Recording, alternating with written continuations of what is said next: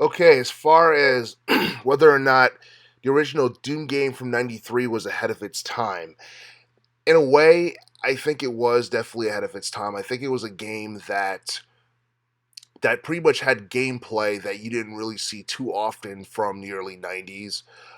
Alongside Wolfenstein 3D, which came out in '92, which was like a year before Doom came out for '93.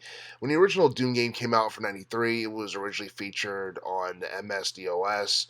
It was also ported for various game systems throughout the rest of the '90s, such as the SNES, PlayStation, Sega Saturn, 3DO, Sega 32X, and others. I believe in the 2000s it was eventually ported for the Game Boy Advance and the Xbox 360, and by the time we got to 2019, it appeared on the PlayStation 4, Xbox One, Nintendo Switch. And Doom, even if you're not a huge fan of first-person shooters, it's basically a game that a lot of casual gamers are basically aware of. Even if they have no idea what the series is about, I'm pretty sure they've either heard the name or have seen gameplay of it at least once. And the very first Doom game was way too legendary to not be remade or remastered or released on multiple consoles because it was a first person shooter game at a time where 2D gaming was still mainstream. We had not really crossed over into 3D gaming. We didn't really get big into crossing over into 3D games until around, I'd say, 94, 95, around the mid 90s when the PS1 came out.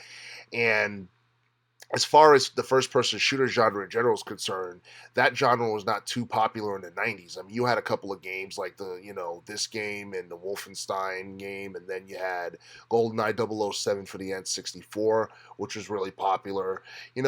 First person shooters were not really popular in the 90s. That genre didn't start to get popular until the 2000s onwards. You had all the Halo games come out. You had various other games that came out that were really big.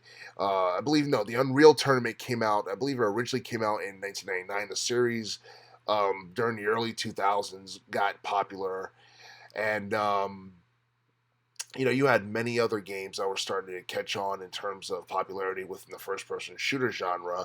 I can't name all of them off the top of my head, but pretty much the first-person shooter genre was not as popular in the 90s, which is why Doom 93 being as popular as it did was actually, well, it's not too surprising, but at the same time it's surprising because you look at the gameplay and the visuals and the sprites of the original Doom game, it looked like it was ahead of its time. And I guess playing this on, I'm not sure which console this game would have had the best quality of, because when it first came out I never got a chance to play it when it first came out, but honestly, if you played, I guess, the computer version of this game, it probably would have been something that was addictive.